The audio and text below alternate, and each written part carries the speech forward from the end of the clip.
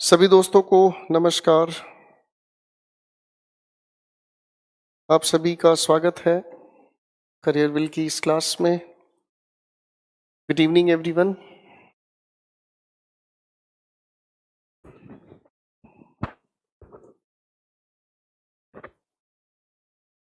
सभी दोस्तों को नमस्कार, वेलकम। करियर विल की क्लासेस में आप सभी का स्वागत है। मैं आपका गोपाल वर्मा आप सभी के सामने पेश हूँ कहानी को आगे लेकर चलने के लिए।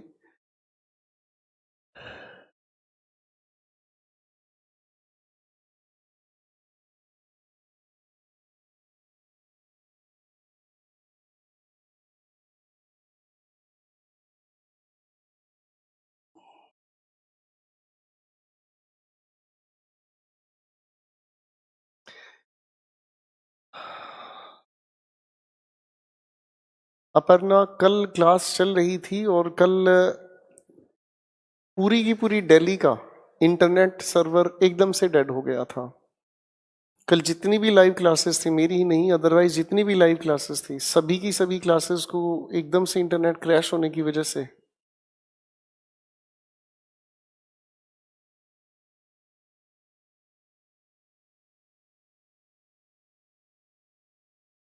चलिए दोस्तों, आइए वोकैब सेशन पर काम करते हैं। सर कमेंट्स को थोड़ा सा दाएं कीजिएगा, कहानी को शुरू करते हैं। सबसे पहले आप सभी के सामने कुछ शब्द पेश हैं, इन पर फोकस कीजिएगा, अपने आंसर्स फटाफट से टिकटॉक कीजिएगा, फिर इनके आंसर्स चेक करेंगे, फिर वोकैबुलरी के अगले पल की बात करेंगे हम लोग।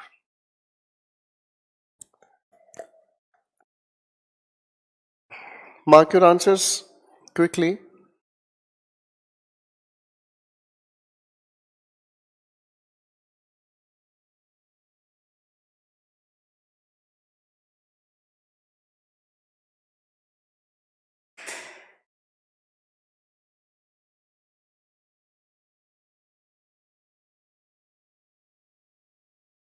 चलिए अगले 3 शब्द फिर आपके सामने पेश होंगे, अपने आंसर्स फटाफट से मार्क करने शुरू कर दें।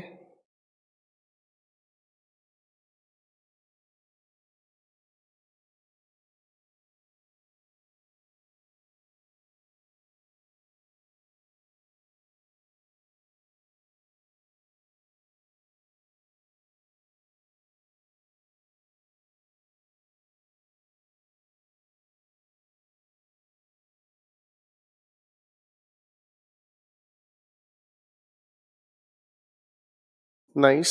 अगले 3 शब्द आप सभी के सामने पेश होंगे अभी। टेक योर टाइम, फटाफट से अपने आंसर्स मार्क करें।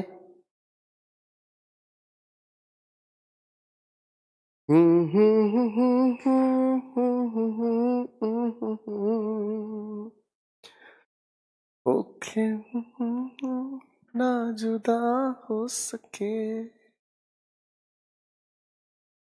बहुत अच्छी बात है,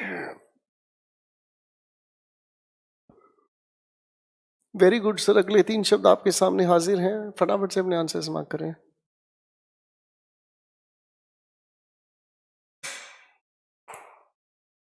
वेरी गुड सर। आखिरी 5 शब्द आपके सामने, फटाफट से नजरें निकाल लीजिए, फिर इनके बाद आपके आंसर्स आपके सामने पेश होंगे। अपने स्कोर को चेक करें।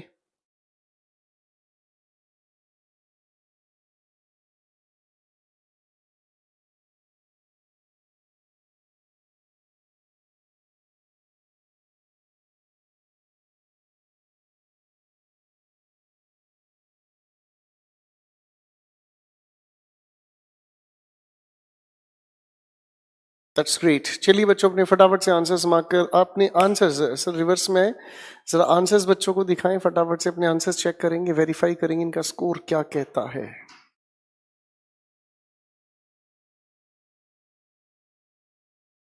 हम लोग इस बात के लिए शायद पहले से ही डिसाइड कर चुके हैं कि हर दिन हमारे 25 वर्ड्स तो होंगे ही, और 50 वर्ड्स होते ही संख्या में पहले हम इनकी एक छोटी सी रिवीजन लगाएंगे एक छोटे से प्रोसेस के साथ, और उसके बाद हम अगले 25 शब्दों को लेकर चलेंगे। इन 25 शब्दों के अंदर मैं आप लोगों को ईडियम्स, फ्रेजेस और कहीं कहीं हम लोग वन वर्ड सब्सटीट्यूशन को बीच बीच में जोड़ते हुए चलेंगे। तो कृपया इस चीज़ के लिए परेशान ना हो और ना ही परेशान करें ये कब होगा वो कब होगा। जो होगा आपके सामने ही होगा, उस चीज के लिए परेशान ना हो, ठीक है। वोकैबुलरी के लिए आप इसके अलावा अपने आंसर्स को चेक करें फटाफट से। वोकैबुलरी के लिए इसके अलावा आपके पास बहुत बेहतरीन टेलीग्राम चैनल है, इंग्लिश विद गोपाल वर्मा। हर दिन इसमें बहुत सारा कंटेंट अपलोड किया जाता है। टेलीग्राम चैनल है, ऑथेंटिक है, इसमें बहुत सारे जानदार बच्चे इसमें लगे रहते हैं। मैं अभी आपके सामने दिखाता हूँ, आप अपने आंसर्स मार्क कर लीजिएगा, आई मीन आंसर्स वेरीफाई कर लीजिएगा।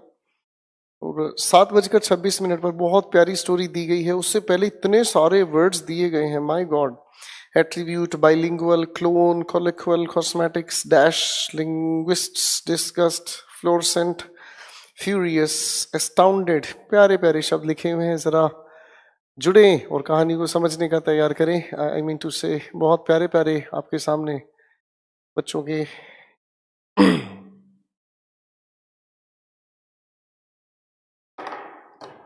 चलिए दोस्तों, मैं बातों को आगे लेकर चलना चाहूंगा। आपके सामने आज का वोकैबुलरी सेशन 5-5 शब्दों के साथ शुरू होने जा रहा है। सबसे पहले 5 शब्द आपके सामने। स्वून। स्वून हम कहते हैं टू बी इमोशनली अफेक्टेड, जिसमें हम लोग भावनात्मक तरीके से या संवेगात्मक तरीके से महसूस करते हैं किसी चीज को, इसे हम स्वून कहते हैं। नंबर 2 पर आता है एक शब्द फोरस्टॉल। फोरस्टॉल को अगर हम कहने की कोशिश करें, कल के डिस्कशन में भी ये शब्द आया था, किसी के लिए बाधा उत्पन्न करना, किसी को रोकना, फोरस्टॉल कहलाता है। नंबर 3 पर आता है हमारे सामने डैंडी। डैंडी उस इंसान को कहते हैं जो इंसान अपने कपड़ों का बड़ा ध्यान रखता है, वो इंसान जो बहुत अच्छे से ड्रेसअप होकर टशन में रहता है, डैंडी। Number 4 Nestle. शायद आप इसको जानते भी हैं, कंपनी का नाम भी है नेस्ले। बेसिकली मीनिंग वाइज क्या कहता है, आज आपको 2 कंपनीज के बारे में भी मैं दिखा रहा हूं। नेस्ले हम उसे कहते हैं वो जगह जहां एक इंसान बहुत खुशी से बैठ सकता है, वो इंसान जहां एक इंसान बहुत खुशी महसूस करता है, सेफ महसूस करता है। आप इसे ग्रह कह सकते हैं, परिग्रह भी कह सकते हैं। नंबर 5 पर लिखा है इनएब्रिएट, ओल्ड फैशन, पुराने जमाने का। नंबर 6 पर आपके सामने शब्द हाजिर हुआ डेफर। डेफर का अर्थ होता है जब आप किसी चीज को पोस्टपोन करते हैं, किसी चीज को आगे बढ़ाते हैं। ओब्विएट का अर्थ हुआ किसी चीज को हटाना। आपके सामने कोई बात है, उसमें ऑब्जेक्शन है, आप उस ऑब्जेक्शन को हटाते हैं, इसी को आप कहते हैं दोस्तों ओब्विएट। ठीक है, टू रिमूव समथिंग। आर्डुअस हम कहते हैं आर्डुअस के अर्थ को जिसमें बहुत मेहनत होती है, लिबोरियस या हार्ड हम इसे कहते हैं। नंबर 9 पर आता है हमारे सामने शब्द डाउन राइट। डाउन राइट का अर्थ हुआ कंप्लीट, पूर्ण, संपूर्ण या योग, जोड़। नंबर 10 पर आता है एक शब्द एरोगेट। एरोगेट का अर्थ होता है जब आप क्लेम करते हैं। ठीक है, क्लेम करने का अर्थ हुआ एक तरह की घोषणा करते हैं या पर अपनी चीज होने का अधिकार स्थापित करते हैं। 11वां शब्द आपके सामने पेश हुआ आर्टिफाइस। आर्टिफाइस का अर्थ होता है ट्रिक। ट्रिक का अर्थ होता है जब आप किसी के साथ चालबाजी करते हैं, नकली भी इसे हम कह सकते हैं। नंबर 12 बहुत इंपॉर्टेंट शब्द है ये, अभी किसी एग्जाम में देखा गया था, मुझे एग्जाम में याद नहीं आ रहा है। कॉन्वोक। कॉन्वोक को हम कहते हैं कन्वीन। कन्वीन का अर्थ हुआ प्रचार करना। कॉलेजेस में आपके कन्वीनर्स होते हैं। नंबर 13 हुआ इंडिग्नेंट, इंडिजेंट, सॉरी इंडिजेंट की अगर हम बात करें पेनीलेस, जिसके पास पैसा ना हो, कंगाल आप इसे कहना कह सकते हैं, इंडिजेंट। नंबर 14 पर आता है इनेप्ट, इल टाइम्ड, हैविंग नो स्किल, यानी कि जो वो इंसान जो इंसान स्किल्ड नहीं है, जिसे जानकारी नहीं है, इज कॉल्ड इनेप्ट। नो सीखा भी कहना कह सकते हैं। लोथ, अनविलिंग। अनविलिंग की जगह जो इंसान किसी काम करने के लिए तैयार नहीं है। लोथ का मतलब हेट भी होता है, LOATHE का अर्थ हेट होता है। अगले 5 शब्द आपके सामने पेश किए जाएं। एसिडुअस का अर्थ हुआ केयरफुल।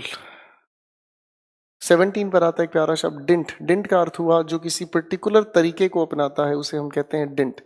जैसे अगर हम कहने की कोशिश करें by dint of humour Kapil Sharma earns a lot of money. By dint means उसका एक ही अप्रोच है, सिर्फ मुस्कुराना और लोगों को मुस्कुराहट देना, इसी की वजह से उस इंसान का घर परिवार चल रहा है। पिक्यायन का अर्थ होता है तुच्छ, स्मॉल, छोटा, जिसकी कदर कम है या जिसकी मात्रा कम है। पिकाचू कहकर भी पढ़ सकते हैं। पिकाचू एक छोटा सा कैरेक्टर था, कार्टून बहुत साल पहले आप देखते होंगे। कॉर्नुकॉपिया, इसका अर्थ हुआ एक डेकोरेटिव कंटेनर जिसके अंदर आप बच्चों के कपड़े रखते हैं।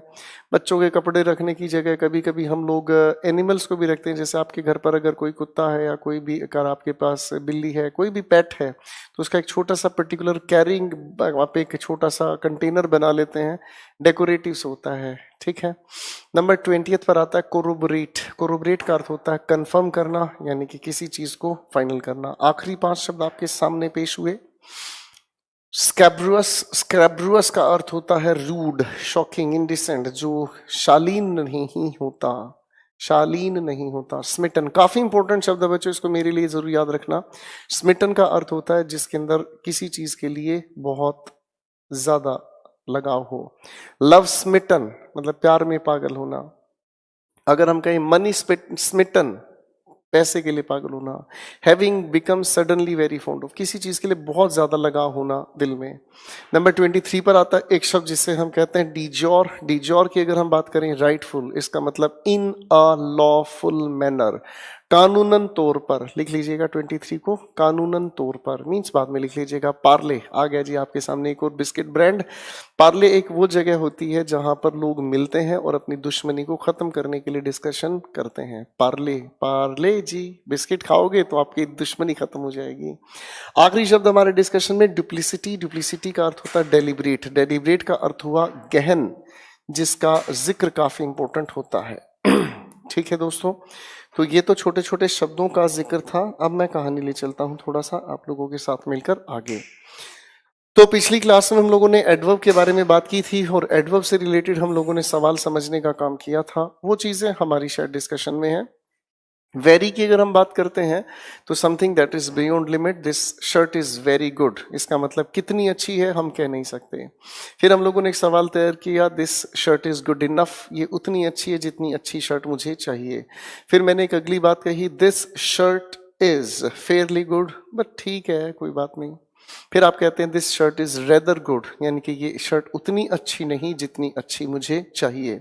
तो पिछली क्लासेस के डिस्कशन में हम पहुंच गए थे इस शब्द पर, जो कि अपने आप में पॉजिटिव या कंपैरेटिव डिग्री के साथ प्लीजेंट और अनप्लीजेंट, पॉजिटिव और नेगेटिव मिक्स्ड रिएक्शन हमारे सामने देती है। ठीक है जी। तो जैसे एक सेंटेंस मैंने लिखा था, she did not marry him as he was blank tall blank. तो बच्चों अगर मैं टॉल इनफ कहूं तो उस इंसान को शादी करनी चाहिए थी, तो जितनी उसकी हाइट है उतनी ही उसे चाहिए, तो शादी करने के लिए तो यहाँ इनफ हमें चाहिए। वेरी टॉल अगर मैं कहता हूं तो सर उसकी लिमिट ही नहीं पता वो कितना ऊंचा है। भाई कोई इंसान की हाइट एक लिमिट की तो होती है, ऐसा तो नहीं कि इंसान की कहा गए, तो ऐसे तो किसी की हाइट हमें समझ नहीं आती। तो सर इस लिखी हुई बातचीत में ज्यादा अप्रोप्रिएट हुआ रेदर टॉल। रेदर टॉल का मतलब किसी इंसान को शादी करने के लिए एक इंसान की जितनी हाइट चाहिए थी उस इंसान की उतनी हाइट नहीं है। भाई हाइट तो है पर उतनी हाइट नहीं जितनी उस इंसान को चाहिए। रेदर का यूज हम करते हैं। इन्हीं से जुड़े हुए 2 सवाल हम लोगों से पूछ लिए जाते हैं, मैं जिक्र में लाना चाहूंगा। एक शब्द मेरे सामने आया मच टू, और एक हमारे सामने ऐसा ही शब्द हमारे सवाल में पूछ लिया जाता है टू मच। चलो आपकी खुशी के लिए मैं एक बात और ले लेता हूं। 2 सवाल लिख रहा हूं, दिमाग लगाने की कोशिश कीजिएगा।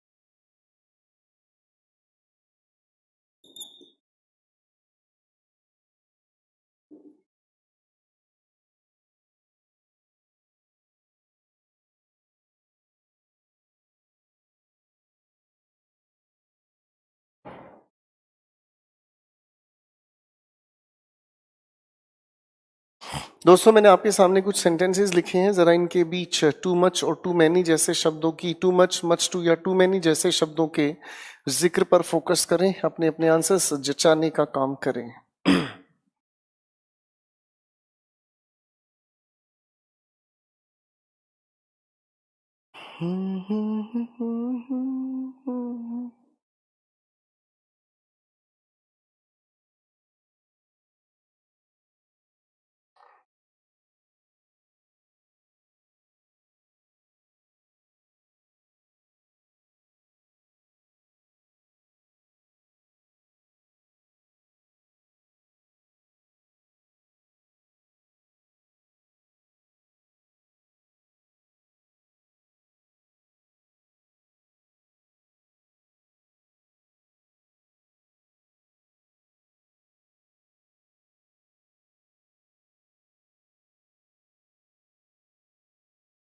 चलिए दोस्तों, अपने अपने आंसर्स को बनाने से पहले एक बार समझने का काम करते हैं एक्चुअल में ये फंक्शन क्या करते हैं।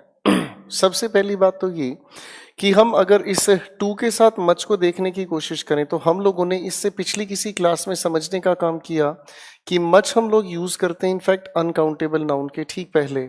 अब अगर अनकाउंटेबल नाउन के ठीक पहले हम इसे यूज कर रहे हैं तो ये एक एडजेक्टिव हुआ, और बच्चों एडजेक्टिव से ठीक पहले हम लोग एडवर्ब का यूज कर सकते हैं, इसमें कोई आपत्ति नहीं है। यानी कि टू मच का जब जिक्र करते हैं तो हमें इसके बाद चाहिए अनकाउंटेबल नाउन। अगर हम मच टू की बात करना चाहें तो मच टू भी इसी सिलसिले में काम करता है। शायद हमने अभी पिछली क्लास में समझने का काम किया कि टू का जिक्र जो भी है वो इनफैक्ट हम एडजेक्टिव से पहले करते हैं। इसका मतलब ये हुआ हमारे सामने एडजेक्टिव, तो एडजेक्टिव से ठीक पहले ये हुआ एडवर्ब, और बच्चों एडवर्ब से ठीक पहले जो भी हम यूज कर रहे हैं वो बेसिकली मच भी अपने आप में एडवर्ब, यानी कि मच टू का जब जिक्र हम करते हैं तो एडजेक्टिव के साथ, और टू मच का जिक्र हुआ अनकाउंटेबल नाउन के साथ। अगर इन दोनों को एक ही तरह से हम समझने का काम करें मेरे प्यारे दोस्तों, तो too many, too much uncountable, तो टू मैनी के साथ जो भी जुड़ रहा है वो प्लूरल काउंटेबल नाउन हुआ।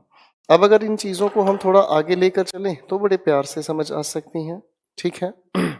Rahul is blank busy, busy अपने आप में एक एडजेक्टिव हुआ, तो एडजेक्टिव की वजह से ही आप लोगों ने यहां पर जोड़ने की कोशिश की क्या चीज, अरे वाह, जवाब तैयार हुआ आपका मच टू। लिखी है आपके सामने बातचीत, मच टू के साथ एडजेक्टिव हम यूज करते हैं। हैज ब्लैंक वर्क, वर्क अपने आप में एक अनकाउंटेबल नाउन है, इसीलिए आपने इसके लिए चुना टू मच।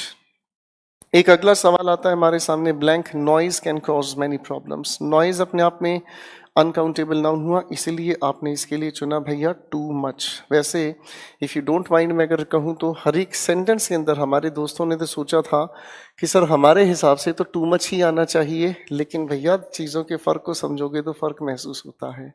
फाइन, तो अगले सेंटेंस पर काम करते हैं। शी सीम्स ब्लैंक एग्जॉस्टेड, अरे भैया ये एग्जॉस्टेड पास्ट पार्टिसिपल होने के नाते एक एडजेक्टिव का काम कर रहा है, तो मेरे बच्चों एडजेक्टिव के साथ हम लोग क्या यूज करते हैं, मच टू। देखिए सेंटेंस पर अगर मैं काम करता हूं, आई नो ब्लैंक स्टूडेंट्स, भैया स्टूडेंट्स आपका हुआ प्लूरल काउंटेबल नाउन, तो आपकी तरफ से तैयार हुआ टू मैनी। अगर आगे हम बात करते हैं तो लिखा है ब्लैंक डेडिकेशन, डेडिकेशन अपने आप में एशन जुड़ने की वजह से अनकाउंटेबल नाउन, इसीलिए आप इसके लिए तैयार करते हैं फिल इन द ब्लैंक्स के अकॉर्डिंग टू मच। आगे अगर मैं देखूं हैप्पी, हैप्पी अपने आप में एक एडजेक्टिव है, बाबूजी अगर एडजेक्टिव आ रहा है तो एडजेक्टिव के हिसाब से देखो क्या लिखा जाएगा, अरे बिल्कुल ठीक कह रहे हो सरकार, टू और उससे पहले मच। क्लियर है, तो इन बातों को थोड़ा ध्यान से देखने की कोशिश करना, परीक्षा आपसे ये सवाल पूछती है।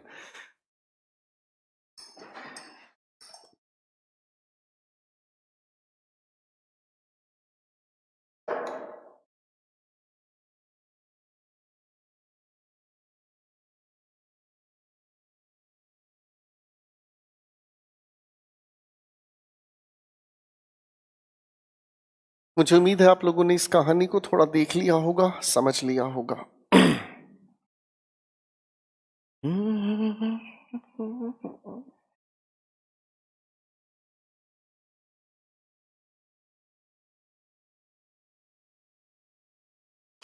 अब चीजों को थोड़ा मैं लेकर चलना चाहूंगा मेरे प्यारे दोस्तों आगे, और ये जो चीज अब हम लोग समझ रहे हैं ये आपके एग्जामिनेशन में बार बार पूछी जाती है। फाइन, और इन चीजों को अगर थोड़ा ध्यान से समझने का काम करें तो इनके अर्थ कई बार घुमा कर रख देते हैं। फाइन, पहले मैं एक छोटी सी बात करूंगा और फिर आधारभूत बातों पर आपको घुमाना शुरू करूंगा। दो शब्द हैं, परीक्षा हमसे पूछती है, एक मैंने लिखा हाई और एक शब्द मैंने लिखा आपके सामने हाईली। 2-3 सेंटेंसेस लिख रहा हूं, अपने आंसर्स को सोचने की कोशिश करें। देखो बच्चों, लिखने का काम करें आराम से, पहले सोचने समझने की बात करें, क्योंकि जिस इंसान ने सोचना समझना शुरू कर दिया वो सीखने का प्रयास करता है, राइट। ये तो एक साधना है, जितना गहराई से सुनेंगे समझेंगे उतना अच्छा असर देखने को मिलेगा।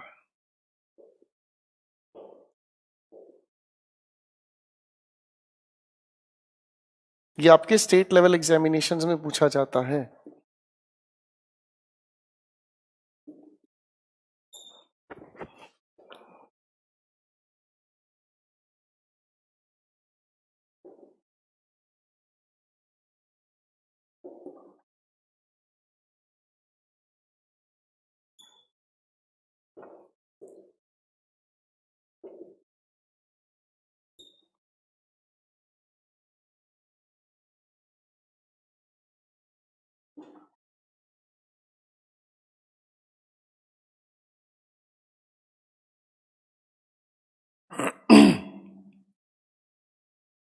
ऐसे ही दो शब्द और भी मैं आपके सामने लिख रहा हूं।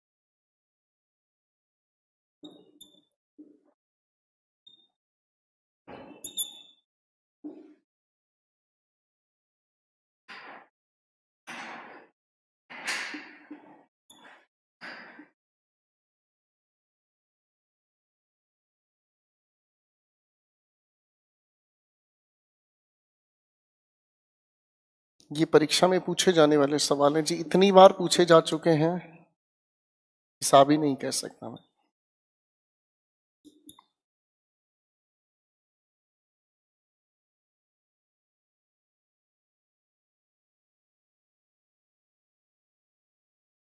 अपने हिसाब से इन लिखे हुए सवालों पर थोड़ा दिमाग लगाने की कोशिश करें। ये कई बार परीक्षा ने पूछे हैं और इन सवालों का जवाब मैं पानी पीकर आपके साथ डिस्कस करना शुरू करूंगा। Take your time, love you all.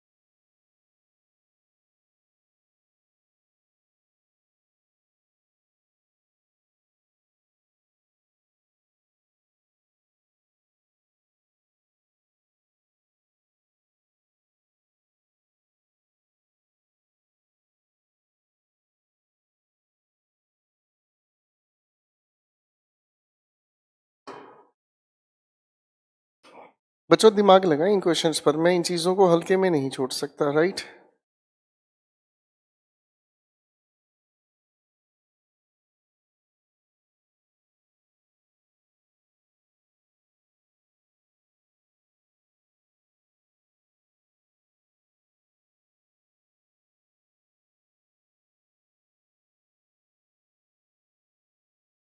चलिए अब इन चीजों के आंसर्स को समझने का प्रयास करते हैं। देखो बच्चों, इनकी हिंदी निकालना व्यर्थ हो सकता है, अगर कायदे से इनके फंक्शन को समझ ले तो बहुत आसान हो सकता है। हाई शब्द को हम दो तरीके से यूज करते हैं। यही शब्द अपने आप में एडजेक्टिव की तरह जब काम करता है तो ये नाउन का एट्रीब्यूटिव बनता है, ठीक है। अलग है, इसके पीछे कहानी बहुत लंबी चौड़ी छिपी हुई है, उस कहानी को हम आखिरी पलों तक पहुंचा के ही समझाएंगे। अभी फिलहाल ये एक कहने के लिए तुक्का भी हो सकता है, चीजों को समझने का काम करें। हाई एक एडजेक्टिव की तरह यूज करता है तो ये नाउन का एट्रीब्यूटिव यूज होता है, और जब आप इसे एडवर्ब की तरह यूज करते हैं तो इसका जिक्र हम वर्ब के ठीक बाद लिखते हैं। अगर आप इस लिखे हुए शब्द को आप ऐसे लिखे देखते हैं हाईली, तो मेरे दोस्तों हाईली अपने आप में एक एडवर्ब हुआ, और एडवर्ब जब ये यूज होता है तो ये क्वालिफाई करता है किसी भी एडजेक्टिव को। तो किसी भी लिखे हुए सेंटेंस के अंदर एक्चुअल में फंक्शन कैसे होता है ये चीज समझने की कोशिश करें। एम अपने आप में एक वर्ब है। आपके एग्जामिनेशन में स्टेट लेवल पर आप जाओगे तो ये पार्ट्स ऑफ स्पीच के अकॉर्डिंग पहचाना जाता है, भैया ये पार्ट्स ऑफ स्पीच के अकॉर्डिंग क्या है, क्लियर है। तो अगर उस हिसाब से हम देखें तो वर्ब के लिए क्वालिफाई करने का काम एडवर्ब ने किया, इसीलिए जो यहां हम लिख रहे हैं हाई, ये एक एडवर्ब है। द मोंकी क्लेम्ड वटेवर, तो भैया इस वर्ब को क्वालिफाई करने के लिए हमें चाहिए एडवर्ब, इसीलिए हमने यहां पर हाई को चुना। आप फिर से समझ लें, आपका आंसर भले ही ठीक हो, लेकिन आपसे ज्यादातर एग्जामिनेशन स्टेट लेवल पर इनको किस तरीके से ये काम करते ये पहचान पूछता है। मैंने आपसे सवाल पूछा व्हाट कॉजेज डैमेज, व्हाट का आंसर हमारे सामने आता है नाउन। बच्चों नाउन से ठीक पहले आई बातचीत एडजेक्टिव, इसीलिए आप लोगों ने तैयार किया high temperature causes damage. They recruit what, अब व्हाट का आंसर आता है हमारे सामने employees. What kind of employees, sincere. Adjective से पहले हम यूज करें एडवर्ब, शायद वो लिखी बात, इसलिए आपने यहाँ आंसर को चुना हाईली। क्लियर है बच्चों, चीजों को बड़े ध्यान से समझें। अब मुझे इन दो अगली बातचीत को थोड़ा ध्यान से देखने की कोशिश करना है। जब हम इस हार्ड की बात करते हैं तो भैया बहुत हार्ड है, याद आ गया, आएगा। तो इस हार्ड का दोस्तों इसी तरीके से यूज होता है जो ऊपर हम लोगों ने लिखा है। आप इसे एडजेक्टिव की तरह यूज करते हैं तो नाउन का एट्रीब्यूटिव है, हालांकि इसके पीछे एक छोटा सा रहस्य छिपा है, वो आखिर में हम लोगों को पता चलता है। जब एडवर्ब की तरह हम इसे यूज करते हैं तो बच्चों ये क्वालिफाई करता है किसी भी वर्ब को, फाइन। अगर हम इसी के ठीक दूसरी तरफ देखने की कोशिश करें तो एक शब्द आता है बच्चों हार्डली। हार्डली अपने आप में सिर्फ और सिर्फ एक एडवर्ब की तरह यूज किया जाता है, और याद रखें ये एक ऐसी एडवर्ब है जो नेगेटिव, शायद हम लोगों ने सुना भी है इसके बारे में, ये एक नेगेटिव मीनिंग कन्वे करने वाला शब्द है। और जब हम इसकी बात करते हैं तो बच्चों ये हम हमेशा यूज करते हैं वर्ब से ठीक पहले। आ जाओ जी बाबू जी। अब अगर ये नेगेटिव अपने आप में ही है तो मुझे ऐसा क्यों लगता है कि इस लिखे शब्द की वजह से हमें जरूरत नहीं पड़ती नोट को यूज करने की। लिखे हुए सवाल पर अपना काम करना शुरू करते हैं। सबसे पहले लिखा शी वर्क्स। देखो बच्चों अब यहां लिखी है ये वर्ब, वर्ब के बाद लिखा हुआ जो भी होगा वो एडवर्ब होगा, इसलिए आप यहां चुनते हैं हार्ड। She blank works. अब बच्चों वर्ब से ठीक पहले आप यूज करने की कोशिश करें तो हार्डली। अब देखो इन दोनों के मीनिंग अगर हम देखो, वैसे हिंदी का मेरा फर्ज नहीं बनता हिंदी पर आप लोगों को हैंडीकैप बनाऊं, बहुत सारे शिक्षक हैं शिक्षिकाएं जो हिंदी के आधार पर इंग्लिश को सिखाते हैं, पर मेरी बात का प्लीज बुरा ना माने। आप जब कॉम्पिटिटिव लेवल पर जाते हैं तो भाई आपको हिंदी सोचने में आपका ज्यादा टाइम वेस्ट कराती है। मैंने तो आप लोगों को सीधी बातें इसलिए ये चीज बता दी है, अब थोड़ा हिंदी से भी समझाना चाहूंगा। शी वर्क्स हार्ड, वो कड़ी मेहनत करती है। और अगर मैंने कहा शी हार्डली वर्क्स, इसका अर्थ वो मुश्किल से काम करती है, यानी कि वो न के बराबर काम करती है। क्वेश्चन 3 पर आ जाओ। ये सवाल पूछा गया बार बार पेपर में, ओल्ड वैल्यूज डाई। बच्चों बड़ा आसान है, वर्ब के बाद अगर लिख रहे हो तो एडवर्ब हुआ और इसीलिए आपने लिखा हार्ड। लेकिन अगर इसी बातचीत को मैं उलट कर चलता हूं तो डाई अगर वर्ब है से पहले एडवर्ब का यूज हुआ। मैं बार बार कह रहा हूं ये पार्ट्स ऑफ स्पीच के कोडिंग पहचानने के लिए दिए जाते हैं। क्वेश्चन नंबर 5 पर आते हैं। She does not hardly spend money. अब देखो बच्चों बिल्कुल सीधा सा सवाल हुआ, जब हार्डली का हमने यूज किया ही है तो डज और नोट की हमें जरूरत नहीं, सिर्फ और सिर्फ हम यूज करते हैं spends. Question number 6, she does not spend hardly earned money. अब ध्यान से समझने की कोशिश करना। अब अगर उस इंसान ने पैसा कमाया है वो उस पैसे को खर्च ही नहीं करता तो मीनिंग तैयार कर सकते हैं, है ना। लेकिन ज़्यादा अच्छे तरीके से इसका मीनिंग तैयार अगर हम करें तो वो इंसान अपनी मेहनत की कमाई को खर्च नहीं करता। तो ये हार्डली ना कहकर होना चाहिए ज़्यादा appropriate hard earned money. Paper ने बार बार ये सवाल पूछे हैं, एक बार फटाफट से देख लें फिर कहानी लेके चलते हैं आगे।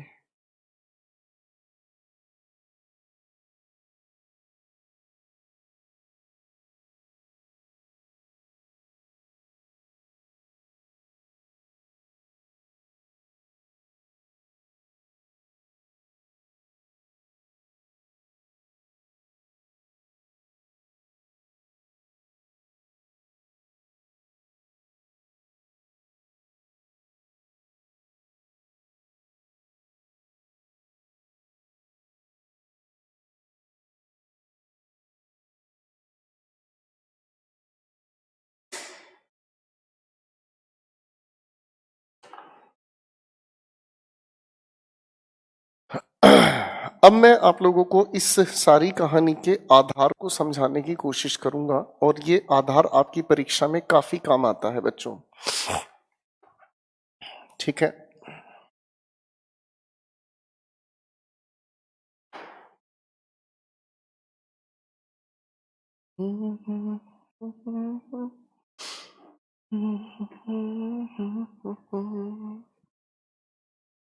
अब जो मैं बात करना चाहूंगा, जरा जरा कमेंट्स लगाना, देखता हूं मेरे शिकारी लोग कर क्या रहे हैं। दिल में है जिंदा हर घड़ी तू कहीं।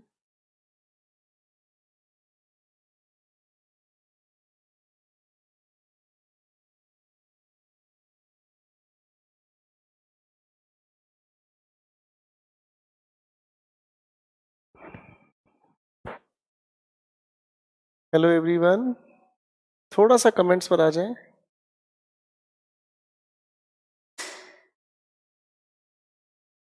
Hello,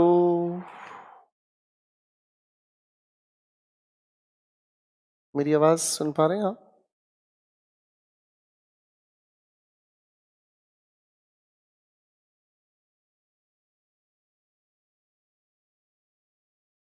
hello hello hello hello hello hello hello hello hello hello.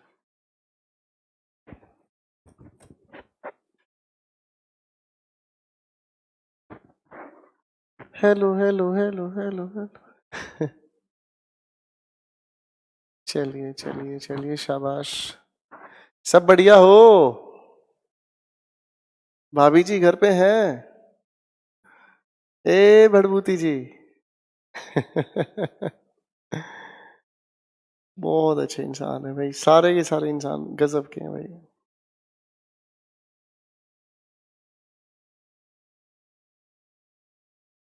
ओ शिकारियों,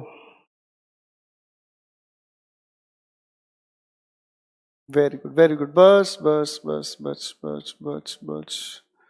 हाँ रुक जा, बस बस बस बस, ठीक है ठीक है ठीक है, सारे के सारे मस्त हो भाई, सारे के सारे मस्त है भाई, वाह खतरनाक है। अरे भाई साहब, oh my God my God my God my God. Thank you Nitesh. पीछे का भूल जाते हैं गुरुजी।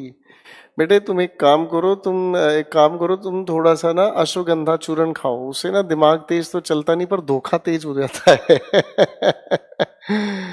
आ, आ, आ, आ, आ, आ, आ, चलिए ठीक है, थैंक यू एवरीवन। चलिए कंसंट्रेट करते हैं, अब इस बात पर काम करने की कोशिश करते हैं। हमारे सामने अब ये जितनी भी कहानी है इसको थोड़ा सा समझने की हम कोशिश करते हैं और ये बड़ी प्यारी चीज होगी, थोड़ा ध्यान से देखने की कोशिश करें। मैं अगर कहूं रानी sang a beautiful song, और अगर इसी लिखे सेंटेंस को मैं फिर से लिखने की कोशिश करूं, रानी sang beautifully, अगर मैं कहने की कोशिश करूं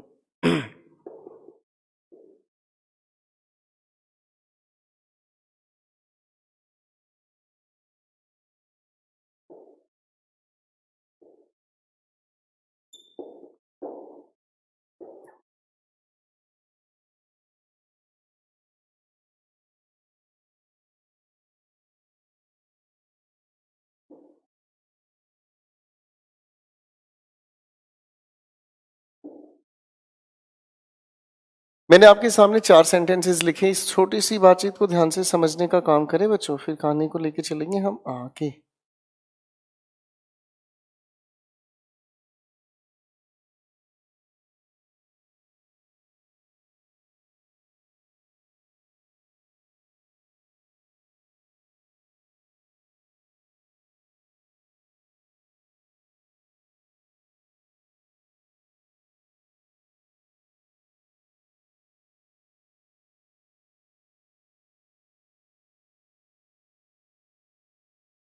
अब इन छोटी छोटी बातों को ध्यान से समझने की कोशिश करते हैं। Who सैंग a beautiful song?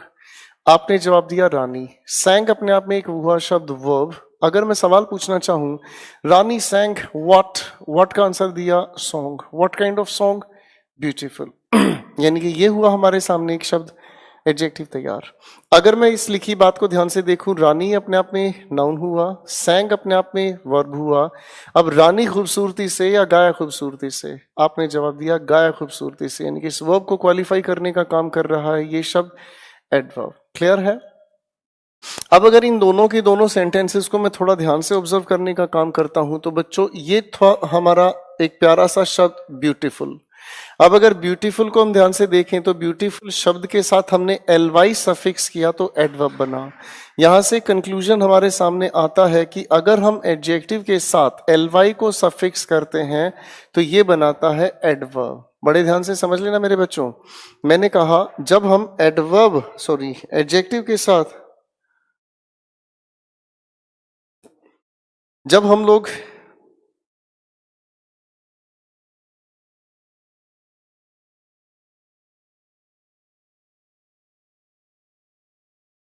अगर हम इस लिखे सेंटेंस को थोड़ा ध्यान से समझें तो एडजेक्टिव के साथ अगर ly हम जोड़ते हैं तो बनाया हम लोगों ने एडवर्ब। नेक्स्ट सेंटेंस पर अगर मैं काम करना चाहूं व्हाट वाज 2010, तो बच्चों ये व्हाट का आंसर दे रहा है नाउन। क्लियर है?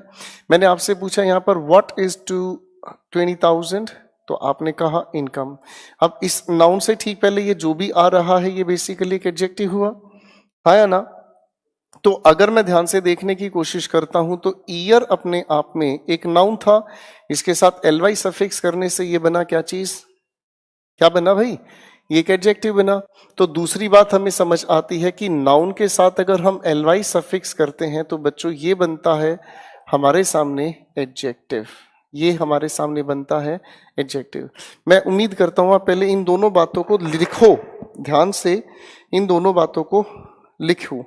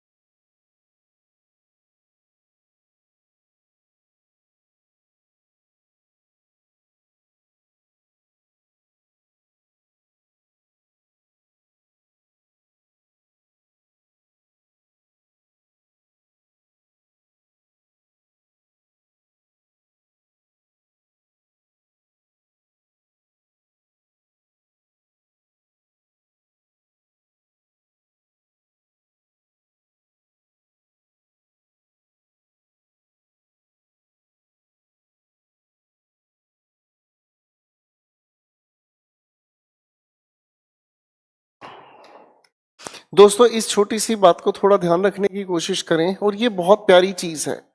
अब जो असली क्वेश्चंस हैं आप लोगों के सामने एग्जामिनेशन देता है उसे थोड़ा ध्यान से समझने का प्रयास करेंगे हम मिलकर, ठीक है?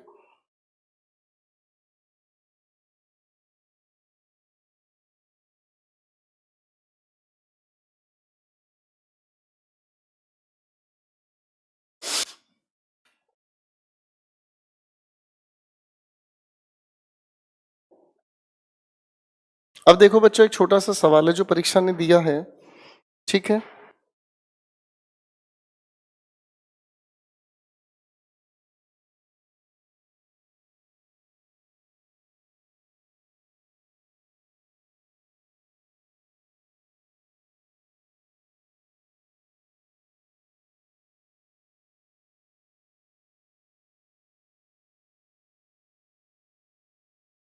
अब अगर इस बात को मैं थोड़ा ध्यान से देखने की कोशिश करता हूं, ही अपने आप में एक प्रोनाउन है, बिहेव्ड अपने आप में एक वर्ब है। अगर मैं सवाल पूछता हूं ही बिहेव्ड हाउ, तो बच्चों इस हाउ का आंसर देने के लिए हम लोगों ने इस शब्द को चुना था, भाई हाँ या ना? अगर मैं इसे थोड़े ध्यान से देखने का काम करूं तो भैया इस फ्रेंड के साथ ly को हम लोगों ने सफिक्स किया। फ्रेंड अपने आप में एक नाउन है बच्चों, इस नाउन के साथ जुड़ा इस ly को अगर मैं ध्यान से देखूं तो ये पूरी की पूरी बातचीत इनफैक्ट एडजेक्टिव बना। अभी अभी हमारे सामने लिखा कंक्लूजन कि बेटा नाउन के साथ ly सफिक्स करोगे तो क्या बनेगा? एडजेक्टिव बनेगा। तो इस कायदे से तो अगर मैं देखना चाहूं तो ये एडजेक्टिव है, और एडजेक्टिव होने के नाते ये तो किसी नाउन या प्रोनाउन को क्वालिफाई करेगा भाई। अरे हाँ है ना, क्वालिफाई हमें करना था इस वर्ब को, और क्वालिफाई करके किसी और चीज को। Is my point clear? तो इसी वजह से ये जो क्वेश्चन है वो गलत बनता है। क्लियर है? तो अब इस बात को अगर हम थोड़ा ठीक ढंग से समझने की कोशिश करें, ठीक तरीके से समझने की कोशिश करें, तो हम लोगों को इस लिखे शब्द को एडवर्ब में कन्वर्ट करना होगा। क्लियर है? तो इस बात के आधार पर ही मेरे नियम तैयार होंगे। पहले इसको ध्यान से समझने की कोशिश करें, और इसके लिए सवाल तैयार किया गया, ही बिहेव्ड। क्लियर है? अच्छा देखो, अगर मैं आप लोगों से सवाल पूछने की कोशिश करूं तो भाई ये जो हाउ है, बेसिकली ये हाउ कौन सी तरह की एडवर्ब का आंसर देता? ये आंसर हमें देता है मैनर का। क्लियर है? मैनर को अगर मेरे दोस्तों हम ध्यान से समझे तो ये सिंगुलर काउंटेबल नाउन हुआ। ठीक? और किसी भी नाउन के साथ मैं एडजेक्टिव यूज कर सकता हूं। लो तो बच्चों, मैंने इसी से ठीक पहले एक छोटा सा एडजेक्टिव यूज कर लिया। क्या? फ्रेंडली। अभी समझा हम लोगों ने ना, फ्रेंडली अपने आप में फ्रेंड के साथ एलवाई सफिक्स करके एडजेक्टिव बनता है। अब बच्चों सिंगुलर काउंटेबल नाउन अगर ये है तो इसी की वजह से ए का हमने यूज किया, और मैंने अपनी तरफ से एक छोटी सी बात और जोड़ दी। अब सवाल अगर मैं पूछना चाहूं, ही बिहेव्ड हाउ, तो ये सभी के सभी शब्द मिलकर तैयार करते हैं करेक्ट आंसर हाउ का, इन अ फ्रेंडली मैनर। क्लियर हो गई बातचीत? तो हम लोगों को एक गलतफहमी ये सिखाई जाती है कि एल वाई से लिखे हुए जितने भी शब्द हैं सब के सब एडवर्ब हैं। मेरे भाई ध्यान से समझने का काम करो। एल वाई दो तरीके से जुड़ी हुई मिलती है। अगर एल वाई एडजेक्टिव के साथ जुड़ता है तो बनता है एडवर्ब, और एल वाई अगर नाउन के साथ जुड़ता है तो बनता है दोस्तों एडजेक्टिव। तो किस शब्द के साथ जुड़ा हुआ मिलता है, ये चीज हमें देखने की खास जरूरत है। क्लियर है? तो अब इस लिखे हुए सेंटेंस के आधार पर अगर हम थोड़ा ध्यान से देखने की कोशिश करें तो एक प्यारा सा नियम बनता है, the following words are mistakenly used as if adverbs। ठीक है जी? but these are adjectives। मैं जिन शब्दों की बात कर रहा हूं वो अधिकतर लोग एडवर्ब मानने की गलती कर लेते हैं, पर हकीकत में वो एडजेक्टिव्स हैं।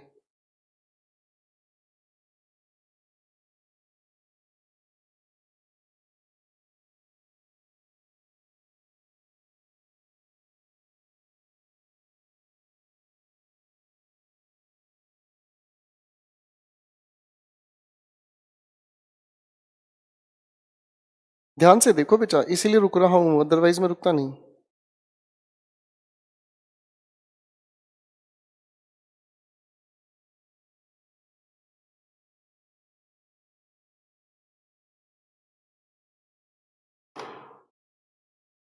अब इस कैटेगरी के शब्दों पर लिस्ट में बनाना चाहूं तो कई सारे शब्द हो सकते हैं। मैंने कहा friendly, manly, womanly, childly, motherly, fatherly, sisterly, scholarly, मैं अगर कहूं माइजरली। बच्चों को ये शब्द रटाए जाते हैं। अरे इनमें रटने की कोई बात ही नहीं है। माइजरली का सिनोनिम है निगर्डली। एक शब्द और है, रटाए जाते हैं। मेरे शब्दों को माफ करना मेरे दोस्तों। Lovely, monthly, yearly. अगर आप इन सारे के सारे शब्दों को देखोगे तो इनमें रटने की क्या जरूरत है मेरे भाई? बड़े ध्यान से देखो। आप फ्रेंड के साथ एलवाई को हटाते ही आपके सामने नाउन आ गया। अभी अभी हम लोगों ने लिखा समझा, नाउन के साथ जुड़ा एलवाई से एडजेक्टिव बनाता है। किसी भी शब्द को आप थोड़ा सा हिस्सों में बांट लो। मैं अगर देखना चाहूं, मैन के साथ मैंने एलवाई हटाया तो मैन अपने आप में नाउन हुआ। वुमेन के साथ एलवाई हटाया तो भी नाउन हुआ। तो भाई नाउन के साथ जुड़ा एलवाई एडजेक्टिव ही तो बनेगा। अरे भाई हाँ है ना, कावर्ड अपने आप में एक नाउन होता है, तो नाउन के साथ जुड़ा ये एलवाई से एडजेक्टिव ही तो बना रहा है। क्या आप मेरी बात को समझ पा रहे हैं? क्या आप मेरी बात सारी समझ रहे हैं? बड़ा आसान है ये सारा का सारा खेल, समझना भी और इनको क्वेश्चंस के अकॉर्डिंग ठीक करना भी। अब आपकी परीक्षा कितने प्यार से आपको परेशान करती है। अब मैं थोड़ा सा इस चीज को लेकर कहानी समझाना शुरू करूंगा। जैसे अगर हम कहने की कोशिश करें, एक छोटा सा सवाल, बाहुबली fought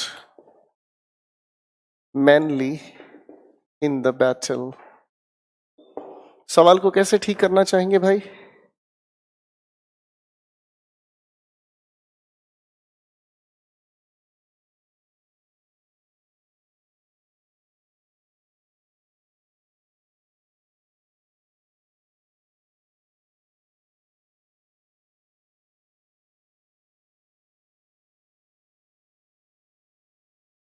अब अगर मैं इस सवाल को ध्यान से देखने का काम करूं तो पहले इस लिखे शब्द पर फोकस करो बच्चों।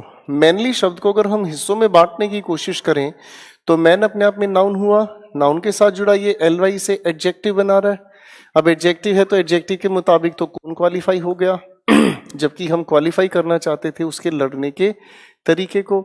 इसी वजह से हमने इस बातचीत को हटाकर इसको ठीक करने की कोशिश की, इन अ मैनली मैनर। क्लियर होगी बातचीत? तो ये क्वेश्चंस आप लोगों के सामने लिख कर दिए जाते हैं। इन शब्दों का बड़ा ध्यान रखें, गलत फहमी की वजह से ये शब्द आपका मीनिंग नॉनसेंस बना देते हैं। क्यों? क्वालिफाई कुछ और हो जाता है, हाँ या ना? चलिए, अब आपके पेपर में ऐसे कई सारे सवाल पूछे जाते हैं जिसमें अगर एक शब्द मैं बात करना चाहूं, वुमेनली, वुमेनिश, जैसे अगर मैं कहने की कोशिश करूं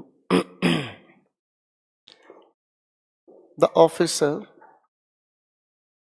मस्ट, ये दोनों के दोनों एडजेक्टिव है बच्चों, हैव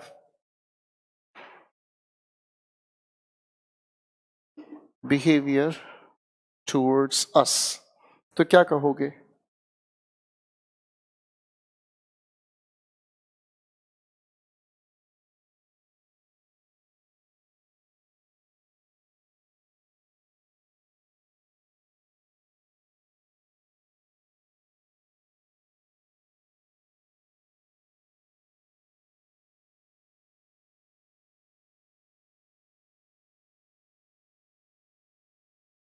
ठीक है बच्चों, अब इसके मीनिंग को थोड़ा ध्यान से समझने का प्रयास करें। जब हम वुमेनली की हम बात करते हैं तो इसका अर्थ हुआ काइंड।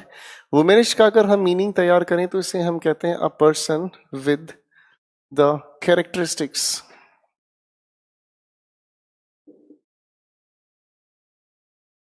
ऑफ अ वुमेन, एक ऐसा इंसान जिसके अंदर नारी गुण हो। शायद इसी चीज को लेकर एक वन वर्ड सब्स्टिट्यूशन भी तैयार किया जाता है, एफेमिनेट। ठीक है जी। तो भैया अब अगर आप यहाँ पर वुमेनिश कह रहे हैं तो इस लिखे हुए वुमेनिश के कायदे से तो ये अपना मीनिंग गलत तैयार कर रहा है।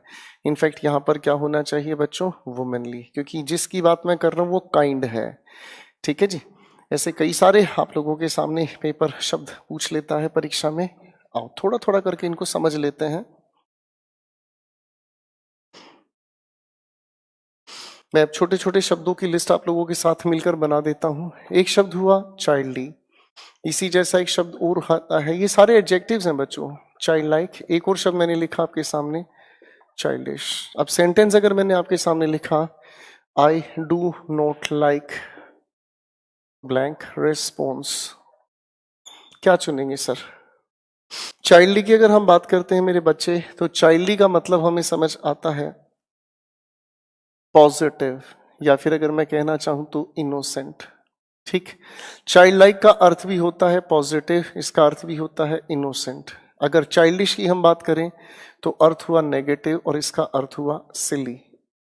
तो अब इस लिखे हुए सेंटेंस में अगर आपने कहा I do not like her response, तो भैया जब पसंद नहीं आया तो नेगेटिव ही आप बताना चाहेंगे और इसीलिए आपने तैयार किया चाइल्डिश। क्लियर है? ऐसे कई सारे शब्द हैं जिन चीजों का हम लोगों को जिक्र पता होना चाहिए। जैसे अगर मैं कहने की कोशिश करूं, एक शब्द मैंने लिखा एट प्रेजेंट, एक मैंने लिखा आपके सामने प्रेजेंटली। ठीक है। जैसे अगर हम कहने की कोशिश करें इसी से रिलेटेड एक सवाल, ठीक है, we need E vehicles to stop pollution. बताओ सर, आप इसमें लिखी हुई बात में क्या लिखने की कोशिश करेंगे, एट प्रेजेंट या फिर प्रेजेंटली?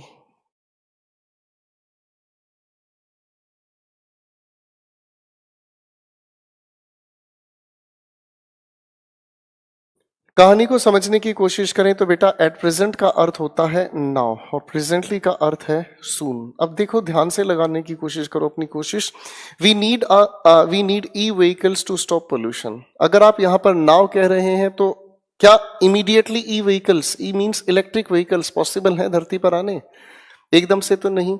लेकिन हम अगर इसको थोड़ा ध्यान से देखें, प्रेजेंटली कहते हैं तो सर सून का मतलब मुझे समझ में आता है बहुत जल्दी, यानी कि रिलेटेड टू फ्यूचर, आने वाले समय की बात करी जा रही है। इसीलिए यहां पर ज्यादा बेहतर होगा एट प्रेजेंट ना कहकर क्या चीज, प्रेजेंटली। दो शब्द आपकी परीक्षा पूछती है, लेट और एक शब्द और मैंने कहा लेटली। इन दोनों के अर्थ अगर हम समझने का काम करें तो लेट का मतलब हमें समझ में आता है आफ्टर द स्पेसिफाइड टाइम। ठीक है जी, आफ्टर द स्पेसिफाइड टाइम, जो समय किसी को दिया वो इंसान उसके बाद आया।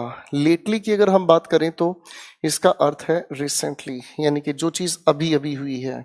ठीक है, और इसका थोड़ा ध्यान रखें, इसको आप यूज करने की कोशिश करते हैं सिर्फ एक ही टेंस में, और वो है प्रेजेंट परफेक्ट। जैसे अगर मैं एग्जाम्पल तैयार करने की कोशिश करता हूँ, ही केम लेट, यानी कि वो समय के बाद आया जो समय उसको दिया गया।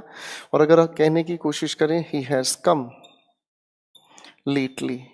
बेसिकली बच्चों लेटली को अगर हम कहना चाहें तो ये रिसेंटली का अर्थ तैयार करता है। दोस्तों मैं चाहूंगा आप इस बात को पहले यहां देखें, मैं रुकना चाहूंगा एक थोड़े से पल के लिए, लिखें समझें।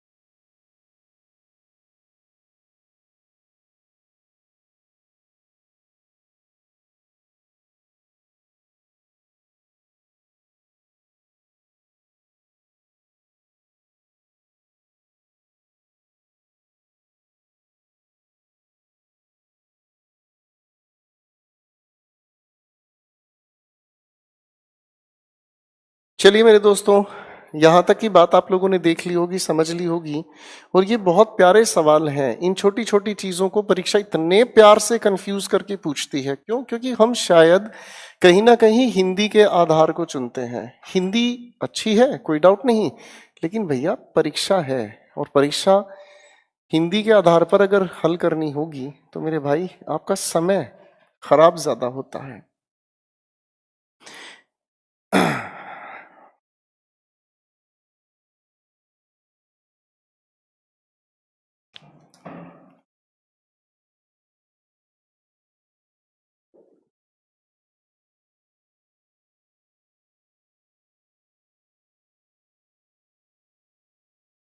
तीन शब्द हैं, तीनों को ध्यान से समझने का काम करें।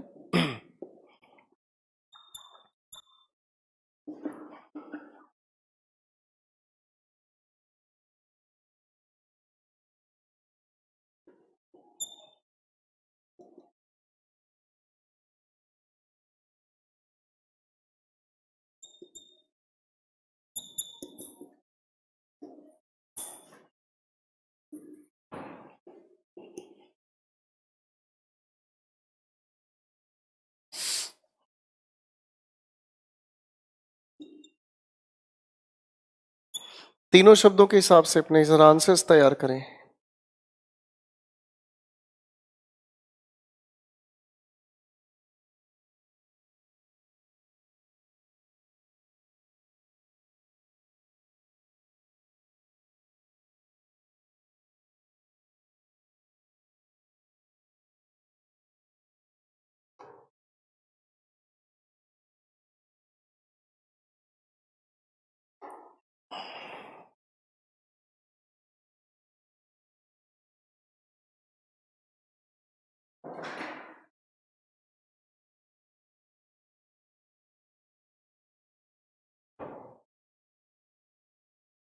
चलिए बच्चों, इस छोटी सी बात को थोड़ा ध्यान से समझने का काम करते हैं। ये जो लिखा है हमारे सामने सम टाइम, अगर मैं इन दोनों के गैप को ऑब्जर्व करने की कोशिश करता हूं तो टाइम बेसिकली अपने आप में एक नाउन है, और नाउन से ठीक पहले ये जो सम हम यूज कर रहे हैं यानी कि ये हुआ एडजेक्टिव। इसको अगर मैं आपके ही आधार पर तैयार करने की कोशिश करूं तो ये हो गया कुछ समय। जब इन दोनों को हम लोग एक साथ जोड़ने की कोशिश करते हैं तो ये हुआ एडवर्ब। ठीक है जी, तो इस एडवर्ब का अर्थ समझ में आता है एट अ सर्टेन टाइम, किसी समय। शाब्दिक अर्थ से निकलता है किसी समय। अगर सम टाइम्स की हम बात करते हैं तो बच्चों ये एक एडवर्ब है, और इनफैक्ट ये बताने की कोशिश करता है फ्रीक्वेंसी। और फ्रीक्वेंसी की अगर मैं बात करना चाहूं तो इसका अर्थ निकलता है कई बार, कई समय। और याद हमें आती है ये बात की फ्रीक्वेंसी वाली बातचीत हम वर्ब से ठीक पहले मेंशन करते हैं। तो उसे क्या चाहिए?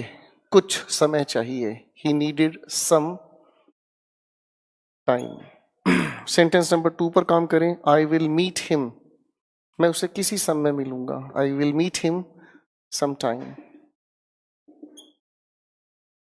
आई blank go to his house, तो ये आप लोग देख सकते हैं ये हुआ फ्रीक्वेंसी बताने का काम। I sometimes go to his house.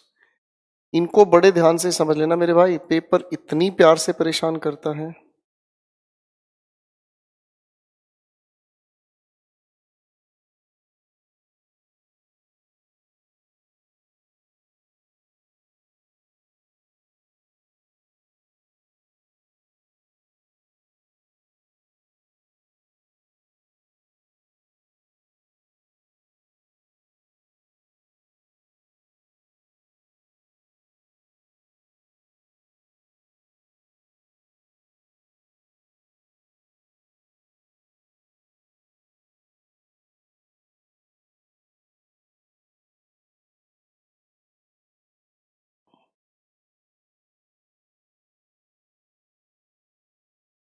तो इन एडवर्ब्स का बड़ा अच्छे से ध्यान रखा जाए बच्चों, ये काम आने वाली चीज है। अब मैं एक छोटी सी बात का आपके सामने जिक्र करूंगा, और ये बात काफी इंपॉर्टेंट है।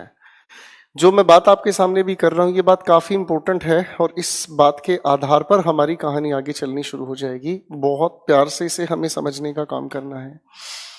बड़े ध्यान से सुने और समझने का काम करें। मैंने आपके सामने एक सेंटेंस लिखा, Ram is a teacher. Sentence को ध्यान से देखें। मैंने एक सेंटेंस लिखा है, राम इज अ टीचर। ठीक है, अब अगर मैं इस बात को थोड़ा ध्यान से समझने का काम करता हूं तो राम बेसिकली अपने आप में इस सेंटेंस का एक सब्जेक्ट है। किसी भी सेंटेंस का सब्जेक्ट या तो एक नाउन हो सकता है या फिर एक प्रोनाउन हो सकता है।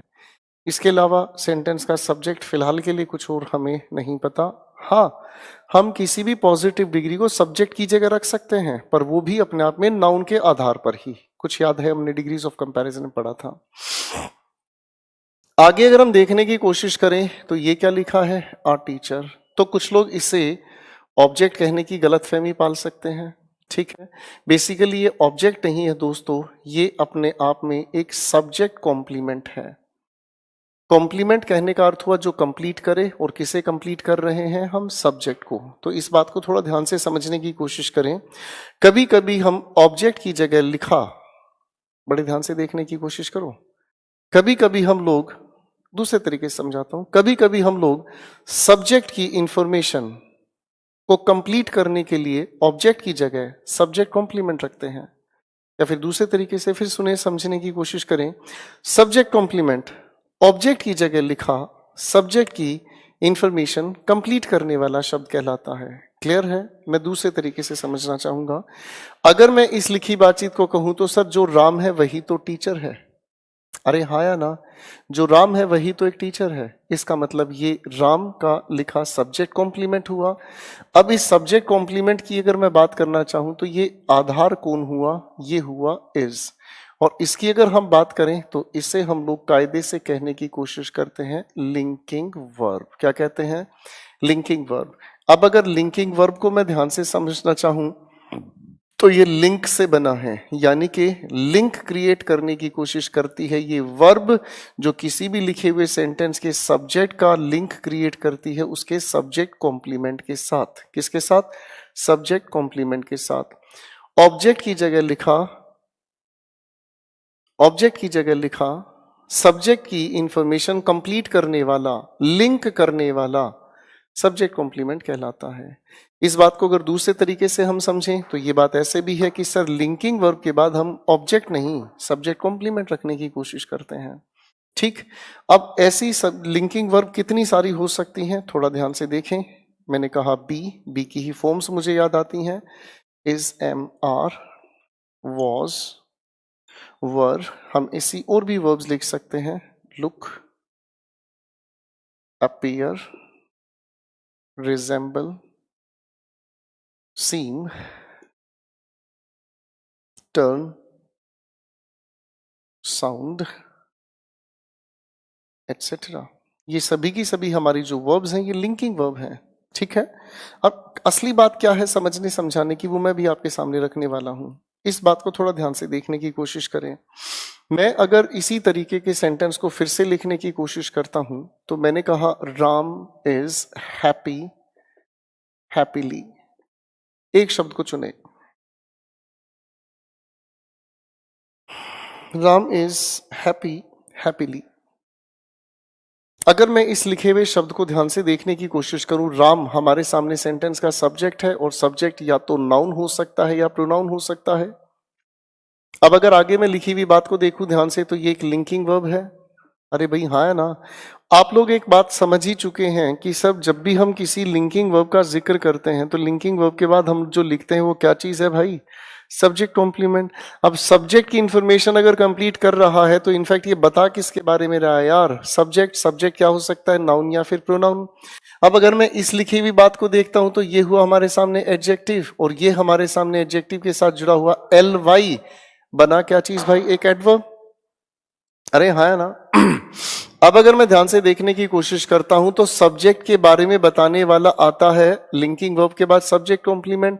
तो बच्चों सब्जेक्ट के बारे में अगर बता रहा है तो नाउन के बारे में बताने वाले या प्रोनाउन के बारे में बताने वाला शब्द एडजेक्टिव यूज करोगे या एडवर्ब? अपने आप ही जस्टिफाइड है, क्या यूज करोगे? एडजेक्टिव। तो यहां से हमारे सामने एक छोटा सा लॉजिक तैयार होता है कि लिखे हुए किसी भी सेंटेंस के अंदर जब सब्जेक्ट कॉम्प्लीमेंट लिखा जाता है तो सब्जेक्ट कॉम्प्लीमेंट या तो हो सकता है लिखा हुआ नाउन या फिर लिखा हुआ हो सकता है एडजेक्टिव। क्लियर है? पर एक बात याद रखें, एडवर्ब नहीं हो सकता। क्लियर है? इस बात को यहां तक अगर समझ लिया है तो मैं दूसरी बात आपके सामने लिखने की कोशिश करूंगा। मैंने यही सेंटेंस फिर से लिखा आपके सामने, राम सॉ अ टीचर। ध्यान से देखने की कोशिश करो। इस लिखे हुए सेंटेंस में अगर मैं ध्यान से समझूं इस राम को, तो ये अपने आप में एक सब्जेक्ट है। हम जानते हैं सब्जेक्ट या तो नाउन है या फिर प्रोनाउन है। अगर इसकी मैं बात करता हूं तो ये लिंकिंग वर्ब नहीं है। अगर ये लिंकिंग वर्ब नहीं है तो ये जो लिखा हुआ सो है अपने आप में एक एक्शन वर्ब है। क्या है बच्चों? ये एक एक्शन वर्ब है, और इस एक्शन वर्ब के बाद ही ये जो लिखा हुआ है ऑब्जेक्ट है। इस वर्ब का ये ऑब्जेक्ट है, इस वर्ब का ये ऑब्जेक्टिव केस है। अरे हाँ या ना? शायद हम लोगों ने प्रोनाउन के वक्त समझा था कि वर्ब के ठीक बाद हम लिखते हैं ऑब्जेक्ट, क्योंकि वो वर्ब का ऑब्जेक्ट है। वर्ब का ऑब्जेक्ट है, वर्ब के बारे में बता रहा है, वर्ब के बारे में बता रहा है। तो अगर इसी सवाल को थोड़ा सा मैं बदलने की कोशिश करूं, राम सॉ, एक शब्द मैंने लिखा हैप्पी और एक शब्द मैंने लिखा हैप्पीली, तो क्या चुनेंगे आप? बस तो जवाब आपके सामने है कि राम हमारे सेंटेंस का सब्जेक्ट है, जो कि नाउन हो सकता है या प्रोनाउन हो सकता है। भाई राम की जगह ही लिख लो, क्या फर्क पड़ता है। आगे हमने देखा ये हमारे सामने हुआ एक एक्शन वर्ब, और भैया अब हम इस वर्ब का ऑब्जेक्ट लिख रहे हैं, यानी कि इसके बारे में अगर आप बताने की कोशिश कर रहे हो तो बजी वर्ब के बारे में बताने के लिए आपको एडजेक्टिव चाहिए या एडवर्ब चाहिए। भाई वर्ब को क्वालिफाई करने के लिए आपको एडवर्ब चाहिए, ना कि एडजेक्टिव। यहां पर हमारे सामने अब नियम तैयार हो गया, और नियम तैयार हुआ। मैं इस सारी कहानी का कंक्लूजन लिख रहा हूं बच्चों। एक्शन वर्ब के ठीक बाद हम लोग लिखने की कोशिश करते हैं एडवर्ब, और लिंकिंग वर्ब को लिखने की अगर कोशिश करें तो लिंकिंग वर्ब के बाद हम लिखते हैं एडजेक्टिव। इस बात को बड़े ध्यान से देखने की कोशिश करना, फिर बहुत प्यारा सवाल तैयार करेंगे हम।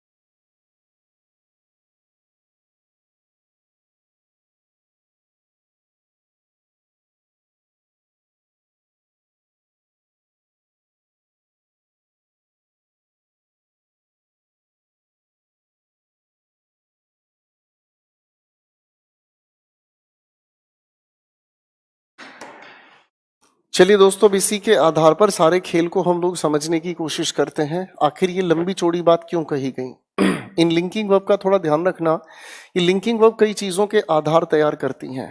फाइन।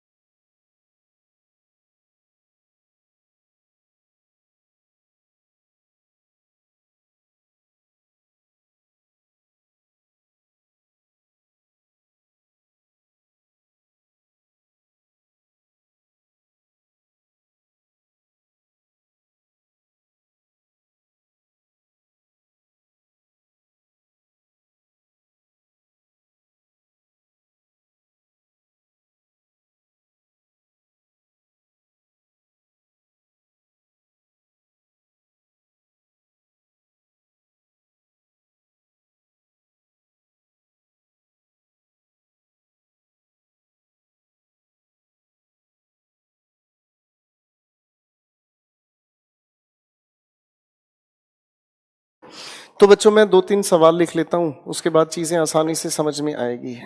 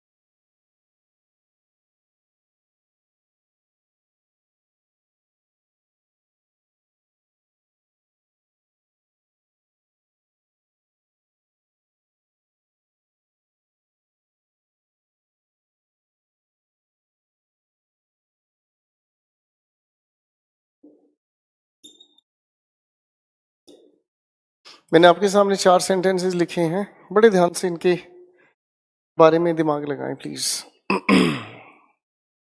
ये जो बातचीत दोस्तों मैं अभी कर रहा हूं, ये आपकी एडवर्ब की जान है, ये आपकी एडवर्ब की जान है। अगर मेरे भाई आप लोगों ने इस बात को ध्यान से समझ लिया तो समझ लेना एडवर्ब के आधार पर ही नहीं, आप सारे आधार पर बहुत स्ट्रांग हो जाएंगे।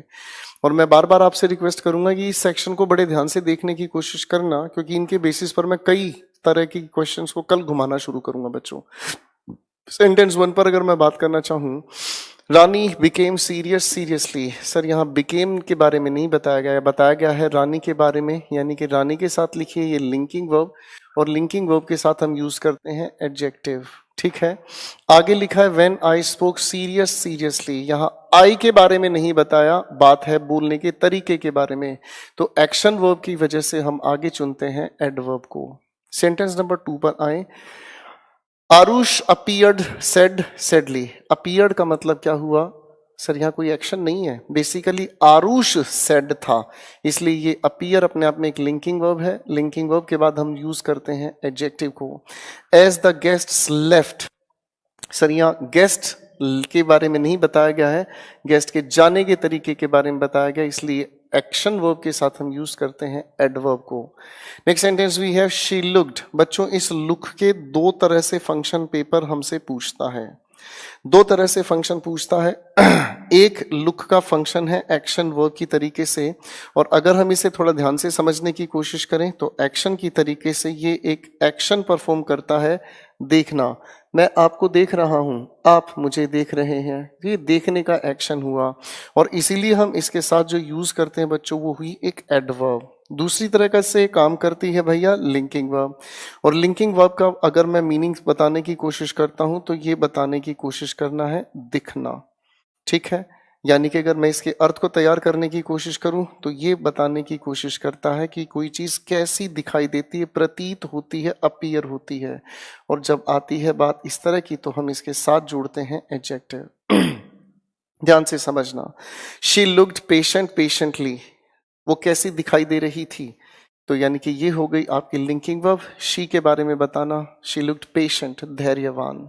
आगे अगर मैं कहना चाहूं as her father looked blank at him, तो इसका मतलब उस लड़की के साथ कोई लड़का आया और उसके पिता जब उसकी तरफ देख रहे थे तो वो लड़की दिख रही थी लेकिन पिता देख रहे थे, यानी कि यहां पर ये बताने का काम हुआ एक्शन वर्ब, और एक्शन वर्ब की वजह से आगे आई एडवर्ब। ठीक है बच्चों, ऐसी ही इस डिस्कशन में 2 शब्द और आते हैं। एक हुआ हमारे सामने गुड। गुड अपने आप में एक एडजेक्टिव है, एडजेक्टिव होने की वजह से लिंकिंग वर्ब के साथ हम गुड का यूज करते हैं।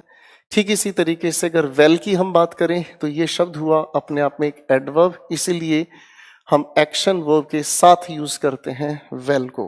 तो बच्चों इस सवाल पर बड़े ध्यान से समझने की कोशिश करना। द ड्रेस लुक्स, अब भैया ड्रेस देखने का काम तो नहीं कर सकती, यानी कि ड्रेस के अपीयरेंस के लिए लिंकिंग वर्ब हुई, इसलिए क्या चुना आगे, because Tina is looking blank at it. अब टीना देखने का काम कर रही है, तो ये हुई हमारे सामने एक्शन वर्ब आगे, इसीलिए हमने चुना वेल। चलिए दोस्तों इस बात को आराम से ध्यान से देखने की कोशिश करें। बच्चों फटाफट से कमेंट्स पर आ जाओ, 2 बातें करते हैं फिर उसके बाद सायोनारा।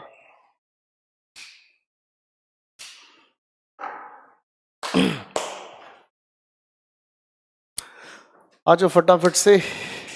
बेटा अपनी एडवर्ब की शुरुआत की बातों को देखो, फ्रीक्वेंसी बताया गया है। शुभम बाबू, अनिल साहब पूछ रहे हैं सर सिली क्या होता है? आप पूछ रहे हैं यही क्वेश्चन, सिली है। सिली का मतलब होता है फुलिश, बेवकूफ। बेटा कभी कभी डिक्शनरी जैसी चीज भी देख लिया करो, ठीक है ना जी, इसको कभी कभी डिक्शनरी से भी जोड़ लिया करो, आपके लिए अच्छा रहेगा, राइट। चलिए मैं उम्मीद करता हूं कि यहां तक की बात को अच्छे से आप देख लेंगे। ठीक है बच्चों, so nice of you, love you all, good night.